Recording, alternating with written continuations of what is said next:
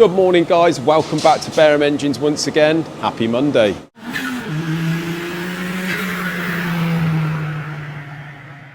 Slight update on the Land Rover. As you can see, all the bits are here. Looks like a bit of an organised mess to me. I'm sure Isaac knows where everything is and where it's all meant to go. But as you can see, he has started to paint a few bits, including the block and what have you, in this lovely original colour. Right guys, so as you can see in the back of the van there, we've loaded up the first 4.2 Jag. So this is the first engine of the two that we've got for the same customer. As you can see, finally we're getting to send it back. All we were waiting for was that oil filter housing. It's a slightly different one to the original. It's a modified version, so we've had to do a couple of mods on it. And but yeah, that's all we were waiting for really. It's got the, is it the later rocker covers on? But the trouble is with these rocker covers, the customer wants them on because they've polished them all up and they do look really nice actually with the Jag badges halfway down. But at the back of one of these covers, this one here, there's a big half moon. So we've had to make an aluminium sort of half moon to go in there and silicone it in. But that's all you can do on that. But yeah, as you can see, that's looking absolutely lovely and I hope they're as pleased with it as we are. It looks fantastic. So I've dragged this outside just to sort of show you in the sun. This is the Mark 1, or the Series 1 Land Rover block. You can see guys, from the last video we showed you how to set this up and it's lovely, lovely in face now. I think John's lapped the valve seats in, it's all bored and Isaac's just painted it. So the customer supplied this paint. It is an original paint code for the Series 1 Land Rover apparently, and it's almost like a grey but with a little blue tinge in it, and I really like this colour. I absolutely love the sort of classic engine paint colours really. Because they've supplied a tin of brush on where we normally do an aerosol, Isaac's managed to get it a bit on the faces, but we shall scrape all that off and make sure it's all presentable to put the gaskets on. But yeah, really nice, and looking forward to seeing this one built and showing you some before and after pictures really, because this was in a horrible state when it come in, as you may have seen in the previous videos. So yeah, looking really good guys. Also you can see the cylinder head here. Isaac's just finished painting it in the same colour. Now he's obviously done the valves and seats and what have you on this and the guides, but I think with this old stuff, people don't appreciate how long it can take to do sort of simple things. So this is obviously the rocker shaft that he's been through here, but this was a hell of a game getting this apart. The shaft was seized into all these, so it's took him a good 2 or 3 hours just to strip this and blast it all off. But now he's fully serviced it, and yeah, all's left to do is when it's on is to do the clearances. But yeah, you can see that now, it's all nice and free. But yeah, as I say, a lot of the time that goes into these engines goes into simple things like that really, where they just that much corrosion, you can't even get them off. So yeah, that's looking really nice now.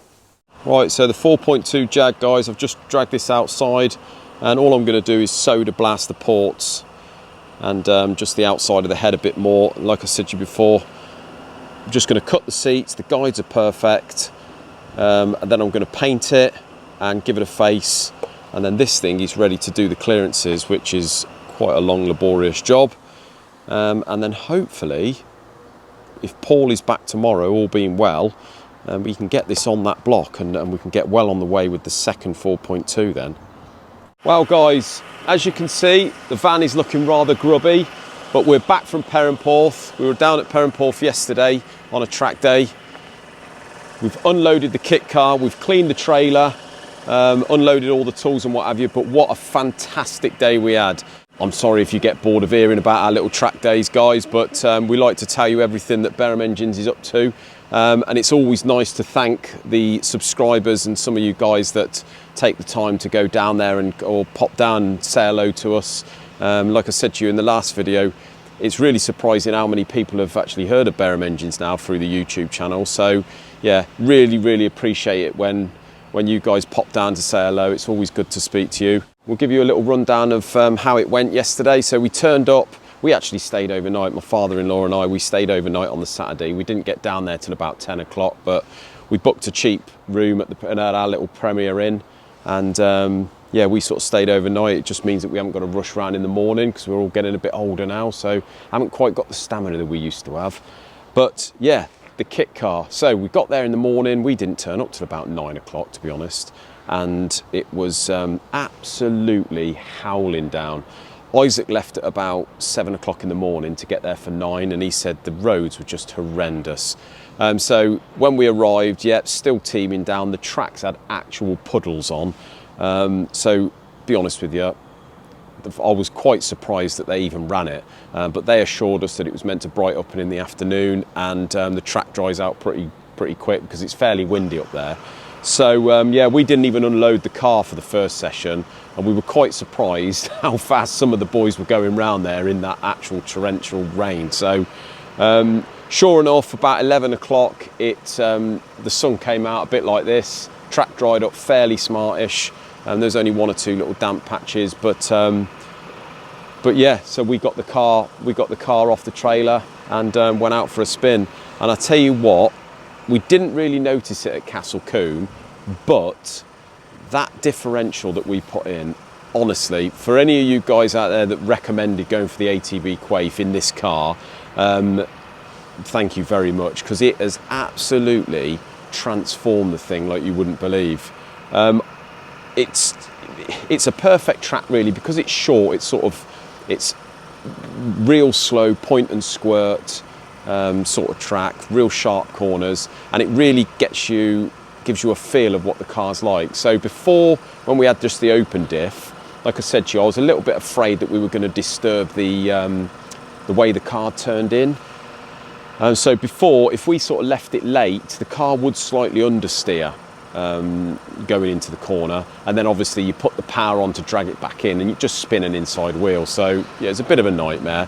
There was only really one way you could go in, and that was a little bit slower than you wanted and a little bit more careful out the corner than you wanted. But with this thing, the diff seems to work the same on the way in as it does on the way out. So if you go in fierce, you turn the car in and the back end just comes out, and then you get on the power, and I thought that it wouldn't make a big difference because it's not a powerful engine, but literally you almost, on some of the corners, you literally just keep the steering wheel straight and steer it with the back end. It was unreal. It's like going karting. You can back it in, slide it out, and the speed at which you can go around those corners, even in slightly damp at the back of the track, phenomenal, guys. So yeah, absolutely made the right choice there. So thank you very much for the recommendations. Now, as I say, it was a little bit damp, but these tyres do seem to work really, really well in the wet for this car. The only thing is, in the afternoon, when it dried up a little bit, they give you a little bit of a vague feeling maybe, but that may be a little bit of suspension setup, which we're going to have a little tinker with now we've got the car sort of as we want it. But yeah, honestly guys, really, really pleased with that. And we've had a good look round the car. We're yet to get it on the ramp. We've still got a bit of a leak there from one of the CV boots we see. But the diff doesn't seem to be leaking any oil at the minute, which means we're probably either down to a level that's okay or it's got no oil in it, so we better check that. But yeah, so far so good with all the joints. Doesn't seem to be any horrors with that. So yeah, really, really good there, guys. Absolutely more than happy with the car, and we're buzzing to get out in it again. So hopefully next month we should be down Perranporth yet again. And we might even be able to squeeze a little Castle Combe in beforehand, you never know. Right guys, a little bit of techie stuff. So I've had 2 or 3 comments in the past on asking this same question. I had an email the other day off a lad saying that he was a young YouTuber, and he's really interested in automotive stuff. He's come across our channel, and he just wants to ask us a question because there's quite a lot of videos on this subject that people seem to like watching. A lot of people are not familiar with engines or the workings of an engine. Could you explain to us what happens when you drive through deep water and the engine blows up? So if you've watched a video or seen this or heard about this, some people say that they drive through water, the engine just stops. a lot of the videos you watch would be where you've got like a Ford running over the road that's flooded slightly, so the water's, you know, quite deep. It can even happen on some vehicles in a deep puddle. They go through this Ford or something, and the next thing you know, you get a load of smoke out the back, engine's gone. So what actually happens when they do that? Depending on the vehicle, the air filter that draws in the air to the engine from the atmosphere, depending where that is in the vehicle, can determine whether your vehicle may be okay going through deep water or maybe not. Now, some vehicles, not a very clever design, but they'll have the air filter quite low down in the engine bay. And these are ones that are more prone to the engine going. Now, what happens is when you drive through water, you don't necessarily have to be submerged or have the air filter submerged in water, but even if you go for a big puddle, bear in mind, under power, the engine is drawing in air through that filter. So even with a big old splash, you can get water being sucked into the filter, into the engine, and causes the engine to fail. So what actually happens? Well, first of all, you've got to understand how a 4-stroke engine works. So here's a quick picture on the sequences of a 4-stroke engine and why it's called a 4-stroke engine. Maybe you've heard of the saying, it's suck, squeeze, bang, blow. You've got intake valves, you've got exhaust valves, you've got the cylinder, the piston, the conrod, and then the crankshaft down the bottom. So the crankshaft turns, which is connected to a connecting rod, and the connecting rod connects the piston to the crankshaft. And this is what a connecting rod looks like. Okay, so on the small end you'll have the piston, and this big end here will be connected to the crankshaft. So the piston runs into a cylinder, and at the top there on the cylinder head you will have an intake valve and exhaust valve, sometimes 2 of each depending. But anyway, just in sort of basic terms, the way the 4-stroke works, as the engine's going round, it sucks in air through the intake port, which is coming from the air filter. It's mixed with fuel coming from the fuel injector, say, or the carburetor, whichever it is.